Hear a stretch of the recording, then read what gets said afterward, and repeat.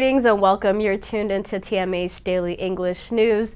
The headlines today: a survey by the Conversion reports that the war on Tigray has left millions of people without health care and access to adequate food and basic services.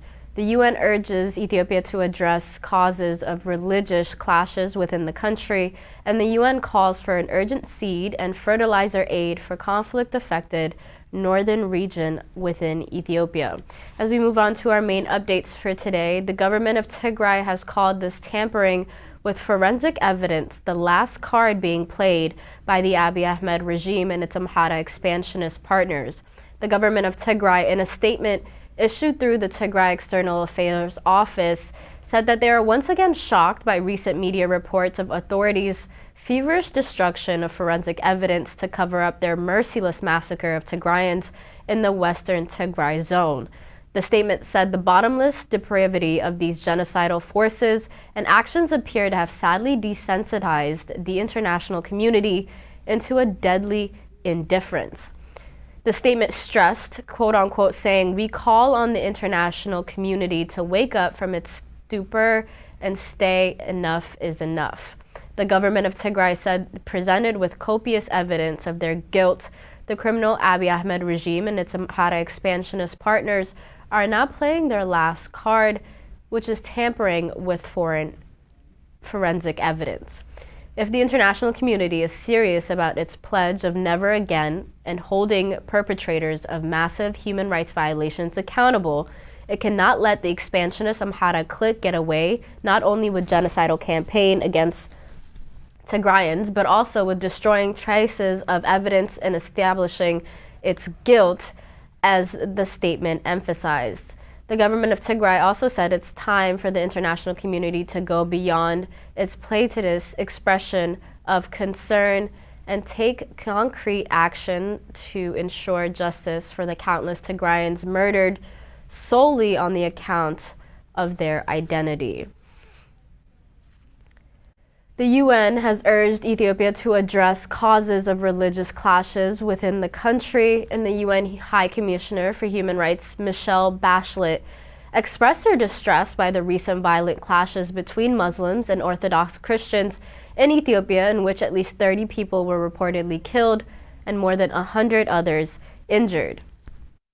In a statement her office issued today, Bachelet said the inter-religious clashes, first reported in Gondar City in the northern region in the Amhara on 26th of April, reportedly in connection with the land dispute, appear to have quickly spread to towns and cities in multiple other regions in the area and to the capital of Addis Ababa. She also noted that 2 mosques were in fact burnt and another 2 partially destroyed in Gondar, adding in the apparent retaliatory attacks that followed, 2 Orthodox Christian men were reportedly burnt to death, and another man hacked to death, and 5 other churches burnt down in Sylhet zone, in the southern nations and nationalities and peoples region. She also indicated that there was further violence on the 28th of April in Debark town in the Amhara region and Dredawa city in the northern eastern of Afar. Bachelet called on the Ethiopian authorities to promptly initiate conduct through independent, transparent investigations into each of these deadly incidents and ensure that those found to be responsible are in fact held accountable.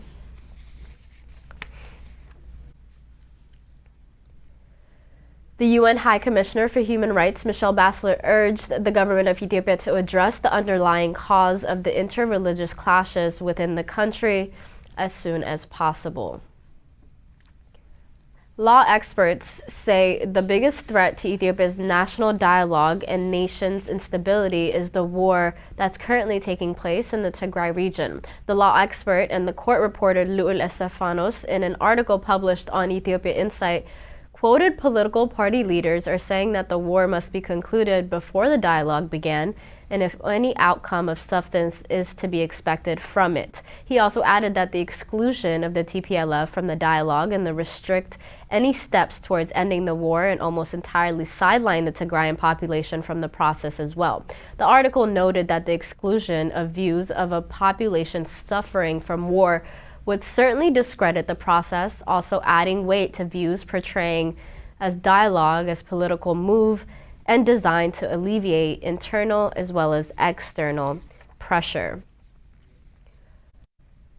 The UN has called for urgent seed and fertilizer aid for conflict-affected northern region of Ethiopia. The United Nations Office for Coordination of Humanitarian Affairs, also known as OSHA, on Saturday called for the provision of seeds and a fertilizer to farmers in conflict-affected northern Ethiopia ahead of many rainy seasons. UN OSHA said in its latest situation update that the seeds and the fertilizers needed to urgently be available for farmers across the conflict-affected region and to support the upcoming planting season, which is Ethiopia's main rainy season, in just a few weeks away. UN OSHA also added that the overall humanitarian situation in northern Ethiopia remains extremely dire as the UN continues to closely work with all the stakeholders to scale up a much-needed assistance in the Tigray region, the Afar region, and as well as the Amhara. UN OSHA warned that the food and nutritional security in the conflict-affected communities across the northern region of Ethiopia will be further impacted if seeds and fertilizers are not immediately availed on time to farmers ahead of the harvest season. UN OSHA also warned that the failure to provide seeds and fertilizers would in fact result in a third consecutive poor agriculture season in the conflict-affected areas. In the Tigray region, UN OSHA said some 60,000 metric tons of fertilizer, 50,000 metric tons of improved crop, 40,000 liters of pesticides, and 34,000 liters of fungicides are currently needed in addition to vaccines, drugs, equipment, and also required for at least 20 million livestock as well. You're currently tuned into TMH Daily English News, and we'll be right back after this short break.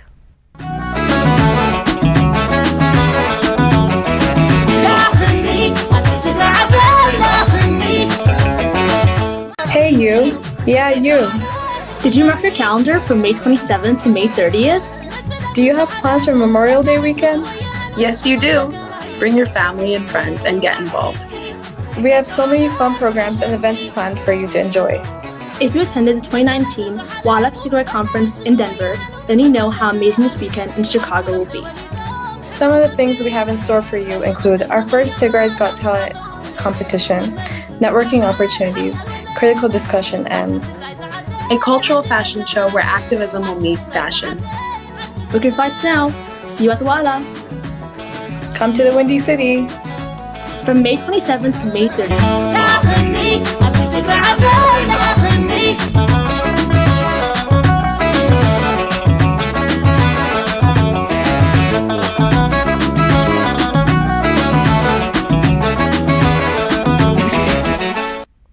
Welcome back. You're still tuned into TMH Daily English News. As we move on to our next update, Ethiopia's inflation rate has currently hit its highest records. Ethiopia's inflation rate rose to a record high of 36.6% in the month of April and from 34% in just March. And according to the latest data released by Ethiopia's Central Statistical Agency, this inflation rate is the highest in more than a decade in the East African country. CSA disclosed that despite a marginal decrease in the inflation rate for food items, the non-food inflation has soared to 28.1% in the month of April, which is also another big increase from March when it was just 23.5%. Our final update for today, a survey by The Conversation reports that the war on Tigray has left millions and millions of people without access to adequate food, health care, or even basic services.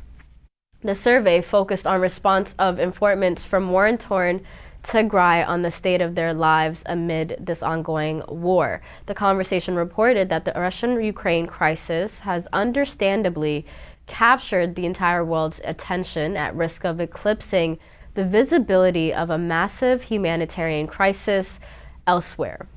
In particular, it has muted attention to Ethiopia's current ongoing civil war, which started in November of 2020 and has caused enormous human suffering and continues to still do so.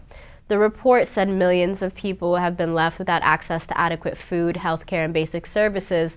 And in October of 2021, the World Food Program stated that the up to 7 million people across the world and across 3 affected regions were in dire need of food. as well as assistance immediately. Tigray continues to be under de facto aid blockade, and the survey's key findings indicated that the conflict increased food insecurity by 38 percentage points.